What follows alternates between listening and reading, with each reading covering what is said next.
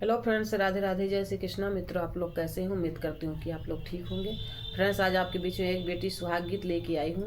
बहुत सुंदर सुहाग गीत है, आप लोग सुनिएगा और प्यारा प्यारा कमेंट कीजिएगा। गाना फुल वॉच करके सुनिएगा, जब भी आनंद आएगा और समझ में जब भी आएगा, जब आप लोग फुल वॉच करके सुनिएगा। बहुत सुंदर सुहाग गीत है। अरे घरवा से निकरे हई बपवा कावन रामाय रे, बपवा कावन रामाय रे, बियटी के हियरई बिया हरे ललनवाय रे, ननदी कहियरई बिया हरे ललनवाय रे। घरवा से निकले हैं बपवा कावन रामाय रे, बियटी कहियरई बिया हरे ललनवा। अरे ननदी कहियरई बिया हरे ललनवा।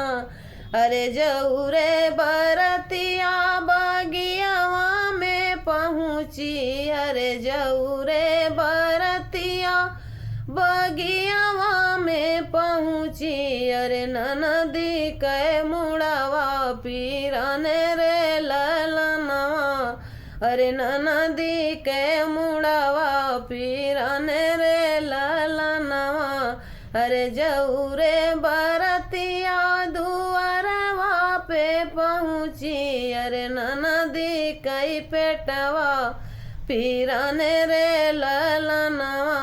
अरे ननदौ कई पेटवा पीरन रे ललनवा। अरे जऊरे बरतिया मड़ौना पहुँची, अरे ननदिउ के भय नंद लाल रे ललनवा। अरे ननदी के भय नंद लाल रे ललनवा। अरे मुखवा रुमाल धई के हंसाई बजनिया, अरे ब्याह बजाई की बधाई रे ललनवा। अरे ब्याह बजाई की बधाई रे ललनवा।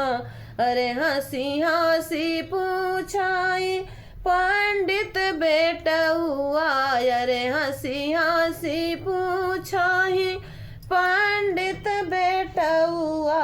अरे पंडित बेटा हुआ। अरे साइती बिचारी की, अरे साइती बिचारी की बिया हरे ललनवा। अरे साइती बिचारी की बिया हरे ललनवा।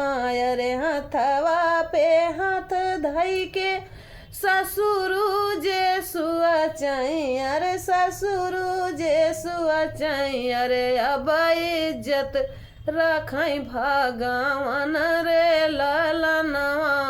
अरे अब इज्जत रखई भगवान रे ललनवा। अरे घरवा से निकली है सासु बढ़ई तिनी, अरे नाती रची की पतोहरे ललनवा।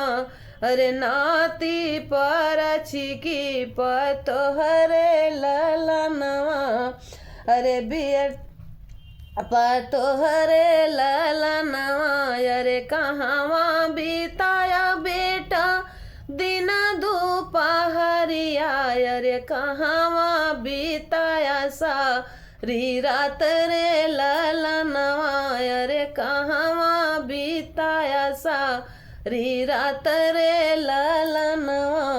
अरे कल जब बितायन मैया दिन दोपहरिया, अरे कल जब बितायन मैया दिन दोपहरिया। अरे रतिया बितायौ ससुराल रे ललनवा।